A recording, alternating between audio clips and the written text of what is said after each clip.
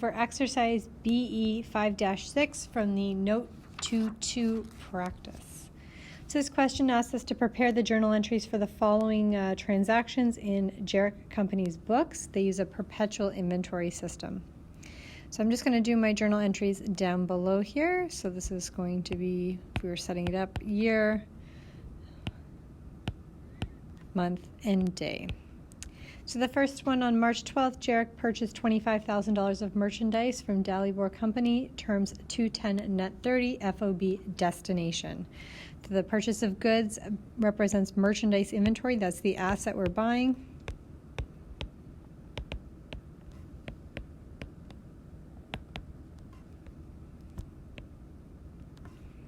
And our inventory is worth $25,000. We were given terms of sale, so we know right away that that's accounts payable.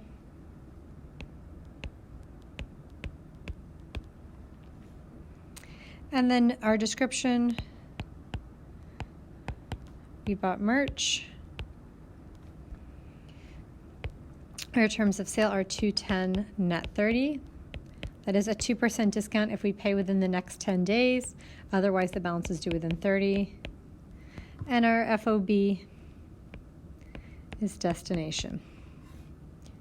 What that means is ownership of the goods takes place when the goods reach their destination. That also resolves on who is responsible for shipping. So if you look at 13, the correct company paid the freight cost of $265. Now if you look at the previous one, the terms of sale were FOB destination. And when it's FOB destination, the seller is responsible for paying the shipping costs. If it was FOB shipping point, then the buyer would be responsible. So in this case, the buyer is not responsible for their shipping. The seller is, so we do not have to record a transaction there. Next one we have is on the 14th.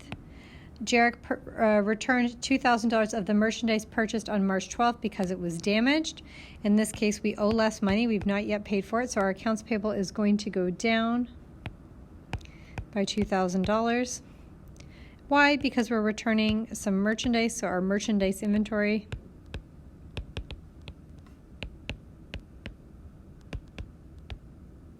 is going down by $2,000.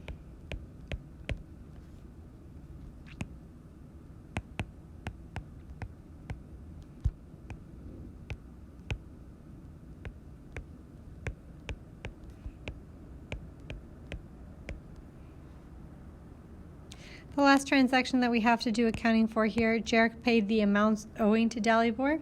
So in this case, we do have to do a sub-calculation first. We originally purchased $25,000 of merchandise. However, we returned $2,000, so the current balance in our merchandise inventory account would be $23,000. So in this case, we're going to pay off our accounts payable. So we'll debit accounts payable. We have to debit it for the full amount, regardless of whether we are getting a discount. So the full amount here is $23,000.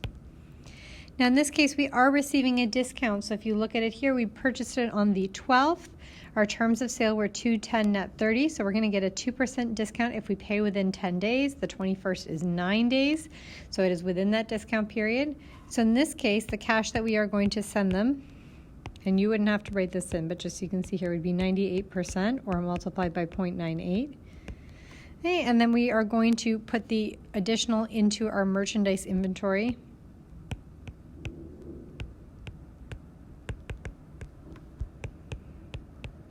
You'll see here that it's a credit to merchandise inventory because our inventory has become cheaper. We paid less for it, and this is going to be 2%, or we're going to multiply by 0.02.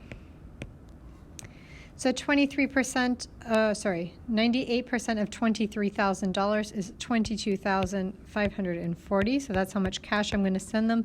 The remaining $460 is my discount, which is coming out of my merchandise inventory account. Remember, merchandise inventory is the value of merchandise, not the number of items we had. And what happened here?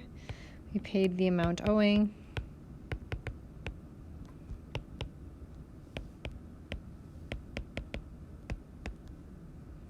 So our journal entries for this question would look like this.